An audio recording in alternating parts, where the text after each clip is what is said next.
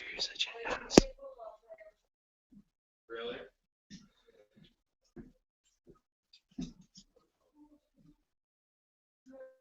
We're on? Are we on? We are on? Okay, We I show are off. Turn my live. on We're doing set. it live. We're doing it live! Okay, there we go. Now it shows live on my end. Good evening. Good afternoon, Sharks fan. We're trying different technology and see if it works on here. I am Puckguy14 on Twitter. Chris JBWS, the mighty technical guru of the After Dark side. We welcome you to, let's see, we could call it Pucknology. What did you say? Prior to sunset, or I was thinking prior to the sun setting. or Pucknology pre game live. Um, the Sharks will take on the Vancouver Canucks at 7 p.m. at the Shark Tank tonight. It's going to be a huge game because obviously the teams that are directly in front of the Sharks right now are pretty much winning every damn game. And this stretch coming up after this next three games are the Penguins, the Predators, and the Blackhawks. So they could easily go 0-3 in that stretch. Right. I mean, so they cannot afford to lose this one. It is like how Drew Remender would put it, the critical moment of the season for the Sharks, because Minnesota keeps winning, LA keeps winning, everybody else is winning, and so the Sharks just have to keep it up and hope that sometime they'll lose. The good thing is that they're right in the cusp of games in hand with this long layoff that they've had, and then it's the last long layoff they'll have until the postseason or when they're playing golf in the off season. So just a really big game. You're gonna see a lot of Canucks fans in attendance tonight. They make their big road trip through California. So be warned. There'll probably be a lot of Canucks fans and a lot of trolling, I would say. So. But Sharks fans should behave too, because we've had our share of irresponsible behavior by Sharks fans. Yes, and in fact, I think one of the most irresponsible ones was against the Sharks or against the Canucks, where that didn't turn out too well, especially since it was a little girl that was involved. So remain disciplined. That doesn't mean don't take any minors or majors, especially majors. Right. Let the first call get called, and then we go from there. Yeah. So some quick. Sorry, go ahead. Go ahead.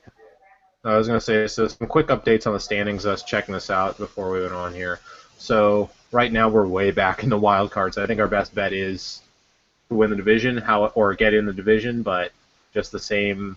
So right now Winnipeg is four points up on us. They have no games in hand anymore, luckily, so it's straight up that. And we're playing Winnipeg, I think, next week on the 17th. We're playing Winnipeg we're playing them on the road trip.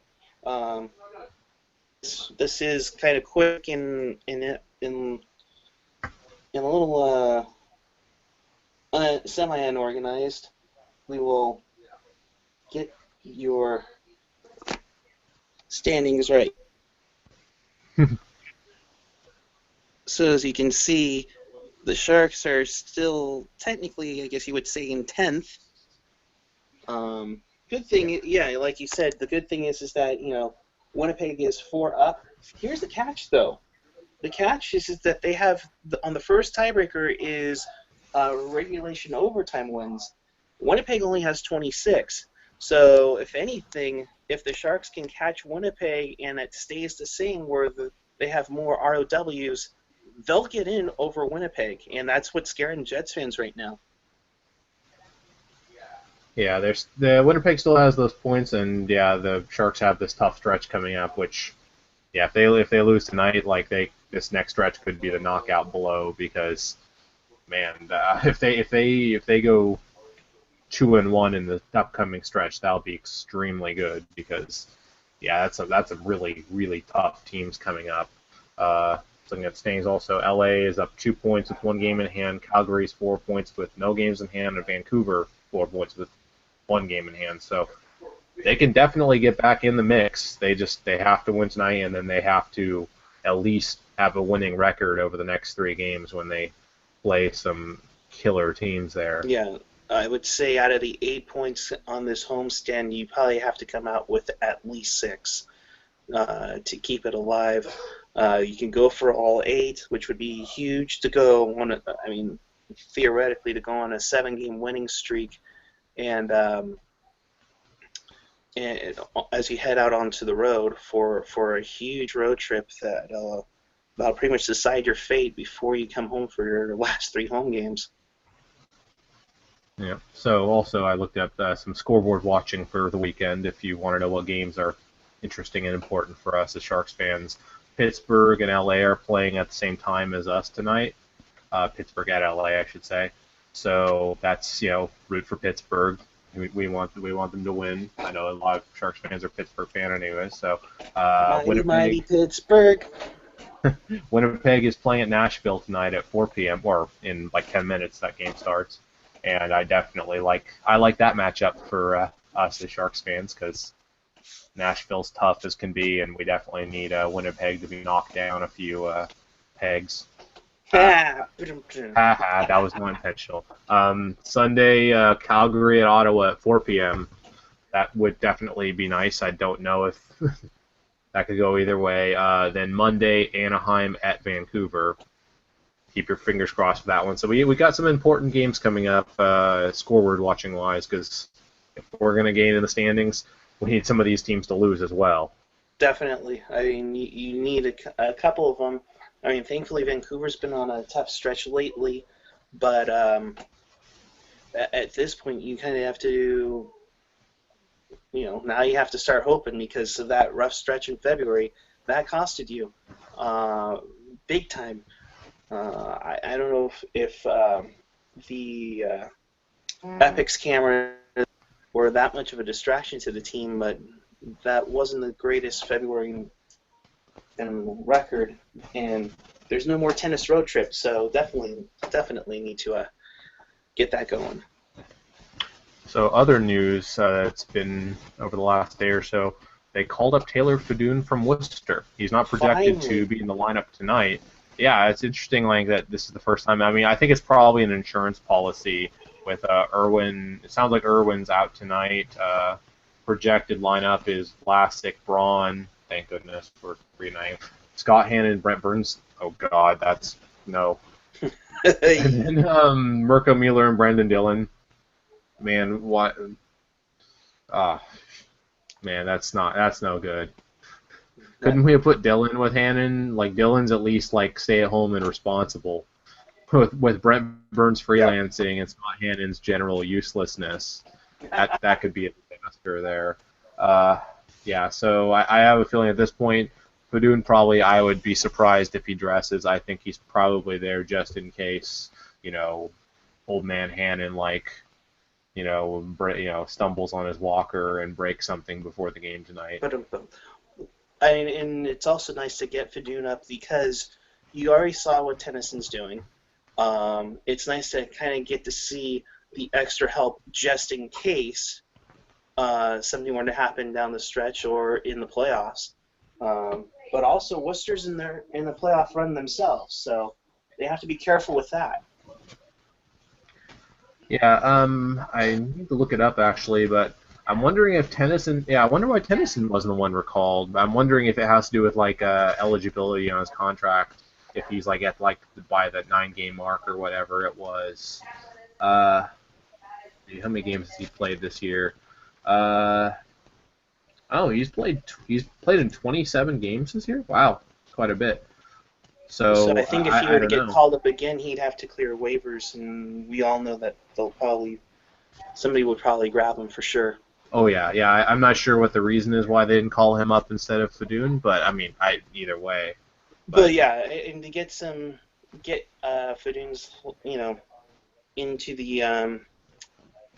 into the Sharks locker room system, get him comfortable in San Jose for like you said, just in case.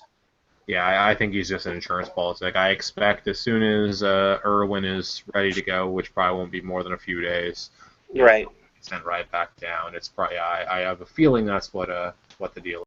I know that for sure. And you have 2 more days off, so just giving him the night off is going to be okay. But yeah, you're right. You're probably looking at Fadoon just being here just in case. That's if he makes it. Yeah, if Irwin's out longer, I would hope they would consider calling up Tennyson again, especially with this stretch coming up here. Right. Because the Penguins, Predators, and Blackhawks, that's going to be tough. They're going to need their best players out there, and if possible, that's not Hannon. That's true. Yeah. Yeah, I think at this point we've seen in the last 2 games with them not playing Hannon that the team defensively is a hell of a lot better. Even Irwin's been a heck of a lot better lately. So Well, I it's when guess, when you decouple him from Hannon that helps considerably. well, yeah, of course. So Hannon was always the worst part of Tire Fire 2015. that's right. Now, part of the fire is extinguished, and we go from there. So, Yeah. we will be doing a Pucknology After Dark tonight. AJ, I believe, said he was going to be able to make it. Yeah, AJ said he'll be on tonight, so we will be doing that later tonight. Definitely. Something pointed out in the chat there that Nashville actually hasn't been doing too hot lately because they're actually on a 5-game losing streak, Right. which maybe we're catching them at the right time. Of course, the Sharks also managed to be the ultimate slump buster. Oh, of course. No, totally. Whenever a team is struggling, like, oh, they're struggling, the Sharks got them at the right time, and then that's usually right when that team, like, okay, we're out of it. Yeah, exactly. That and whenever it's the backup goalie too, And it's like, oh, seeing no one's ever that's heard of him. and that's the thing is that there's no major intimidation factor when San Jose comes to town, and that's something they're gonna have to get back. They talk about how Stella got her groove back. Well, the Sharks need to get their groove back and start scaring some people. Yeah, I mean, largely those were losses to playoff teams. Most of them weren't blowouts, and a lot of those games they still were right there in the shots battle. It just didn't work out on the scoreboard. I haven't watched those games, so I don't know the particulars. Right. It doesn't look like they're struggling like the Sharks in February, but they're definitely not playing at their best right now. So yeah, it'd be nice if they catch them at the right time. That'd be pretty helpful. Yeah. So with that, I think we're good. The game's on pregame show or the regular one with Brody is at 6:30. Game on at 7. Here in the Bay Area, it'll be on CSN California. In Canada, it'll be on Hockey Night in Canada. I think it's on CBC. It might be on Sportsnet. We're not quite sure. Check your local listings for the game in your area. It says it is on CBC tonight. So it is on CBC. So we got the big audience tonight. So huge game with North America watching.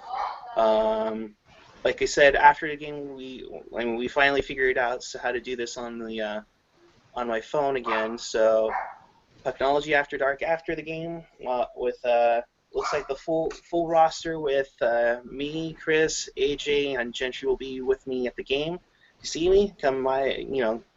Don't be shy. Say hi to me. I think Gentry and I are gonna head out to Lavix. Gentry, What? come here. Oh, man. You better have your pants up. Lavix, dude, how many beers are you planning on having? That's drunk people food. Oh gosh. Gentry Alexander, everybody. I think I can count the amount of times I've been to Lavix sober on like one hand. I think. I think we're going to Lavix. Yeah, that sounds good to me. Okay, we'll probably go to Lavix. So if you see us there, don't be shy. You can say hi. If we have a mouthful of burritos or nachos, and forgive us if we say so. That's when we do our best commentating, is when we have, mouthful of nachos and burritos. I think it's inspiration food. Yes. Hashtag orange sauce analysis. Yes. Yes. So La Vix, we're looking for sponsors.